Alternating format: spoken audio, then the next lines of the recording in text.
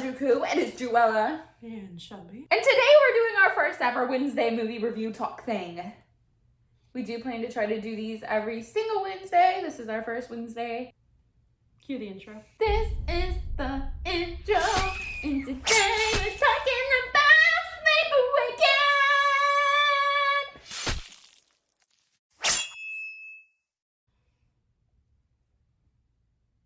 Hello guys. Today, Drew Crew, we are talking about SleepAway Camp and its fucking horrifying ending. What is it, 38 years later? When was it made, 83? 83. 38 years later. Okay, SleepAway Camp. What's it about, Shelby? So, brother, sister, dad out on the lake. Boom. Boat crash. Dad and brother don't make it. Dead. Then, They're going to summer camp, dog. yeah, they're going to summer camp. Angela and cousin Ricky. They're being escorted out the door by Aunt Martha. And she's very peppy and very... And she wants to make sure that nobody finds out how Angela got her physical. And she looks like she's been to conversion therapy. She sends them off out the door. The buses roll around to the summer camp. Which, fun fact that I looked up, those people getting off the bus are actually a lot of the cast and crew's family members. They all get off the buses, you know, boys and girls running around, excited about summer camp, ready to have a good time at summer camp. Everyone's screaming, you know. We love this place even though everybody's a bitch. Everyone sucks here. Cousin Ricky and Angela, they're walking. Cousin Ricky, you can already tell from the beginning, is kind of protective of Angela. And Angela, right off the bat, is very quiet. She doesn't speak. We haven't even heard her talk when she leaves the house. She doesn't say anything to the mom. She doesn't say anything to Ricky. She doesn't say anything to anybody. They're at summer camp, kind of trying to get the gist of it. And the first kill actually happens rather quickly. There is a cook that, from the very moment they show him, we want to die. He's very obviously a pedophile. Pedophile, bad person. He's making all these remarks about children, and we just are ready for him to go.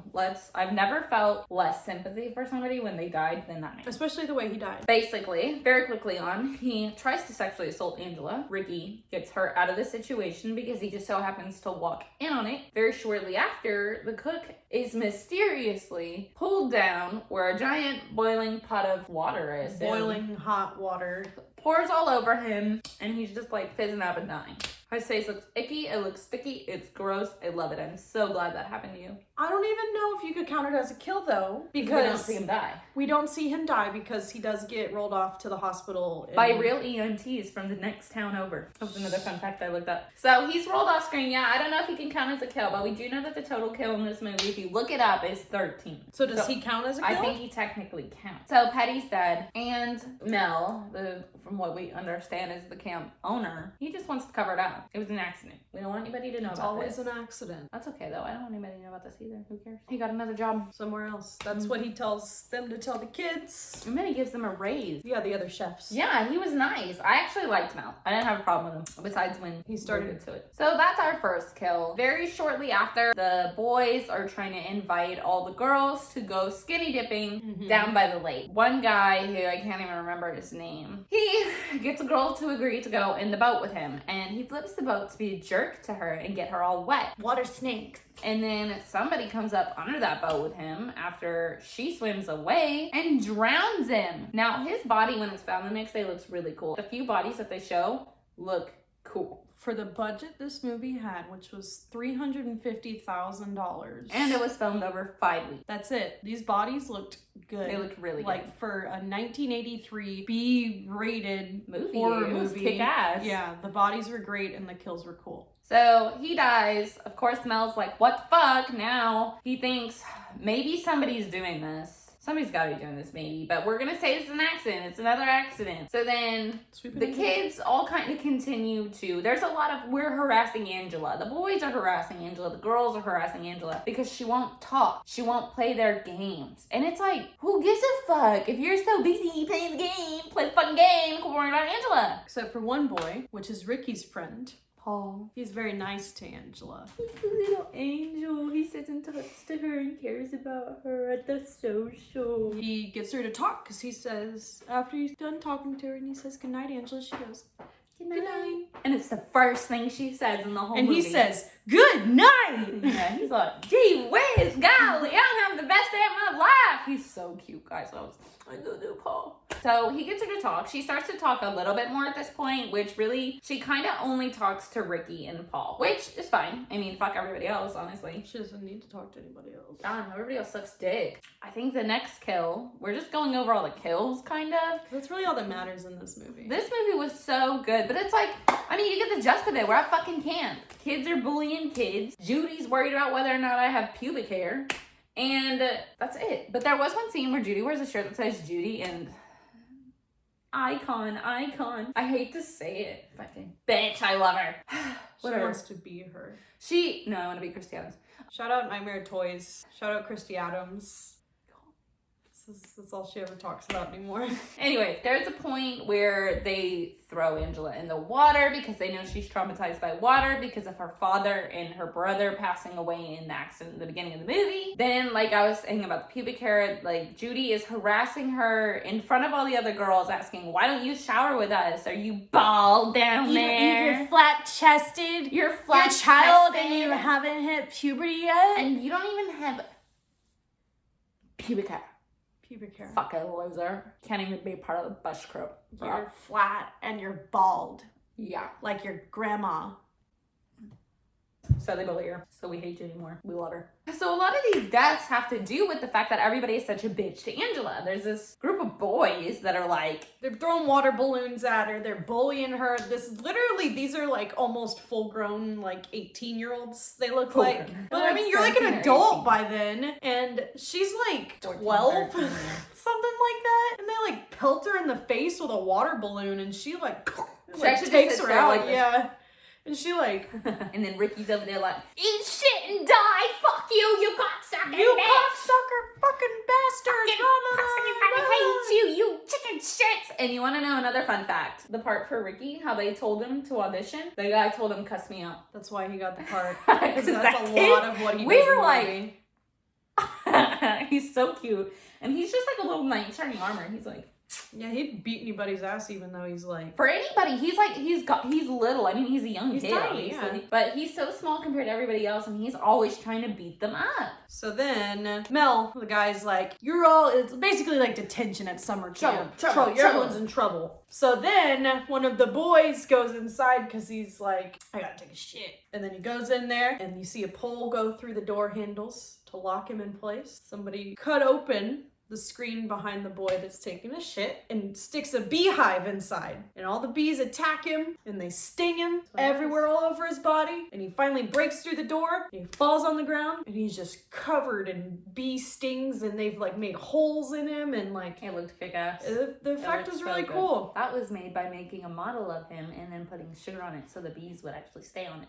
But either way, his body, just like homeboy who drowned, his body, they both really kick ass. So at this point, Mel's like, something is happening, and I think I know who it is. And he doesn't tell us who he thinks it is. But he's like, but you have some sort of an inkling, yeah. Actually, I didn't. I was like, he thinks he knows who it is, and like, I guess it makes sense looking back that he thinks it's the kid because he heard him say, I'm gonna fucking kill you. I'll kill you all. Maybe. Yeah, that makes sense, I guess. But anyways, so then we go on, and Mel, he is apparently talking to a young girl, but she might be a counselor. She might be like 17. She was a counselor. Okay, so she was of age, I think. I think that this whole movie, they did try, besides the pedophile, they tried to keep everything else kind of where it needed to be. PG with like everyone's age. There was no other people that were like that, and the first kill was the pedophile, so I think they did that well. They didn't keep him around longer than he needed to be. Yeah, and another cool thing is everybody is casted for somebody their age. So it's not like in a typical movie where you have full-grown adults playing 25-year-olds playing 15-year-olds. It's not like that. They're actual kids, which is why there's not nudity. It's pretty cool, and I think it helps you get into the whole summer camp when everybody is summer camp age. These are kids. Yeah. Which one of these kids could be killing people? So Meg, she was the other bitch with Judy, who was just... Bitch. She was actually maybe worse than Judy. She was. Because she had size mean to her. For no reason. Yeah, she would just like see Angela sitting there and then go up and be like, batch. And it's like provoke a fight.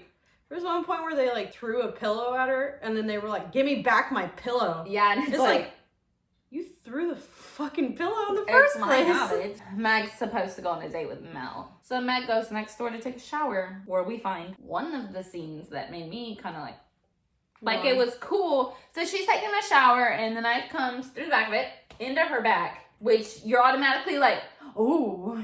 But then they're like, and you're like, ooh. Well, that's her spine. Ooh, ooh, ooh, you know? And yeah. Then, ooh, yeah. All the way down her spine. Mel's running around looking for her. Can't but find her. Before he can find her, he goes and checks where she should be staying. If she's staying somewhere, she never showed up. So we're gonna go check her dorm. And she's not there. Judy's there with some boy that she makes hide under her bed. Then, after Mel talks to Judy, the boy decides to leave. And Judy is obviously not thrilled about it, but whatever. Pussy. And then there's a knock on the door. Is he back? No, it's not. It's the killer, whoever it is. And it's just a shadow in the doorway. But you can kind of see the face. But the person that they had play the face there is also the person they have at the end. Mm-hmm. So it's not who's actually the killer. They come in. She's like, not you. So the killer comes in and takes her blow dryer cord or curling iron, whatever it is, iron cord, and puts a pillow over her face and then sticks it inside her stomach or something.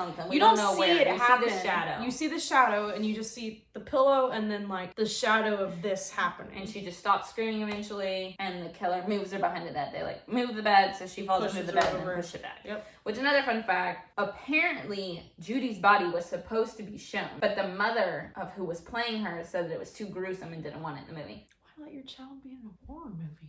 Come on, Mom. I'm a fucking star. Would have been cool because the other bodies looked good. Anyway, Judy's dead. We're moving on. During this whole time, we have failed to mention that Angela had a budding romance with Paul as well. And there is a point where Paul kind of messes up. It was a vindictive romance. Judy seduces Paul. So he will kiss her. And she sees it and reasonably gets upset. And then he spends quite a bit of time trying to apologize to her that he did that. To Angela. He didn't mean it. And I don't think he did. I think he was lured into it. He's a little hormonal teenage boy. I think he really did like Angela, but whatever. She finally is like, okay, meet me wherever the fuck she tells him to meet her. So now we're getting towards the end. All the counselors are freaking out. Everyone's freaking out. Telling everybody there is a killer. Stay inside. Get your kids round up. Don't go anywhere. Also, by this point, Mel, the head guy of the camp, has found Ricky and thinks it's him that did it because he found the body of Meg in the shower. And he's upset. He's upset, reasonably. And he goes and sees Ricky and he just grabs him, throws him down, and literally just beats the shit out of him like a fucking King Kong, like literally like this. Yeah, like this. And this is the only time I don't like Mel because I like Ricky so much. But he's like positive it's Ricky. And I mean, there's a point where you're like, maybe it is Ricky. It's tan little boy hands that are doing this. Maybe it's Ricky? Beating the shit out of him. Then all of a sudden, there was a group of campers. Some wanted to go back, so the camp counselor comes back and finds his 3 campers he left camping in the woods dead as well. So that sucks. But what can you do? There's murder on the loose. Everybody get inside. So they're just kind of going around, checking where everybody is. So we do find Ricky. Ricky is alive and carried off, and that's really the last of you see of Ricky. Barely like... Yeah, he like comes back and he's like... And I'm so glad he lived because that was the one kill that was going to bother me. Getting the shit beat out of him by a camp He's counselor. A little boy. And he was such a good character. But anyways, this is when we kind of almost walk up into our finale. Mm-hmm. I loved it. I love the ending. It fucks with my head still when I think about it. The vision of that, does get engraved into your head. Yeah, so essentially you have 2 counselors find Angela holding Paul, and they're like, Angela, are you okay? And she's humming. Yeah, she's kind of like singing or humming. And it goes off to show everybody else freaking out for a little bit, but then comes back to us in the scene. And then there's flashbacks. Yes. So it's at that point that you get the flashback and kind of learn the secret of Angela, which I should have paid attention to at the very beginning of the movie. I literally said. It's all planted very early. Yeah. But if you watch the beginning of the movie, you see that in the accident, it looks like the little girl and the dad died, not the little boy is the one that lives. The little boy lives. He does. You see, Aunt Martha has always wanted a little girl. And another little boy just simply wouldn't do, now would it? Angela. I think that means angel. I like it. Right, Peter. Boom. He looks up. He's a boy! He's been a boy the whole time. But he was forced to be a girl. Mm-hmm. So he grew up as a little girl. And then all of a sudden, it starts making sense. The why he wouldn't shower with anybody. The why. Everything adds up. And then... how he got his physical. We were like, what do you mean how he got his physical? He went to the doctor. Then we see Paul's head roll off his body. Tumbles. Angela gets down up. The beach. Blood. Naked. Really fluffy hair. Naked. And then she like... stands and like... I don't know. I learned it was made from a mold and that it was put on a college man's body. And her face is put on a college man's body. And then it's like all these effects that make it like, and then it's like making this noise. And then there's a penis. There's a wiener. And it's just like. And then. What? That's the end not only is she the killer, she's a mayor. And that's the end of the movie. And it just ends. Then you're like sitting there like. How do you continue off of that into the other ones? Because there is at least 3 of these movies. So we will be watching those. And we'll be telling you what we think. What do you give this movie out of 10? 10 out of fucking 10. I loved it. Yeah, 10. I loved this movie. And the twist ending for it to have in the fucking 80s, nobody cared about trans people. No, we had never. Nobody cared about any of that. So for them to just fucking like, you know what? Fuck it. Throw it in there. Boy. Yeah. And I'm gonna show her dong. Wiener, schlong, dong, rubber ding dong. You know. No, we had never seen this movie, nor had we ever heard a synopsis of the movie. And it was great. So we got to feel whatever they felt in the 80s. The first time somebody watched it. Yeah, we got to feel it. And that's what I want to start doing. I know that this is literally a popular movie, but we were born in the 90s. So that's what we thought. What did you think of SleepAway Camp? Are the others better? We're going to watch them no matter what. But I would like to know in the comments what your favorite of all of them is. And were you around to watch it when it first came out? Yeah, and did you feel that? No, we felt. Be sure to follow us on Instagram _Drewella and check out our OnlyFans at Drewella behind the scenes. Don't forget to like, comment, subscribe, and look for what's coming next because I don't ever fucking know. Bye.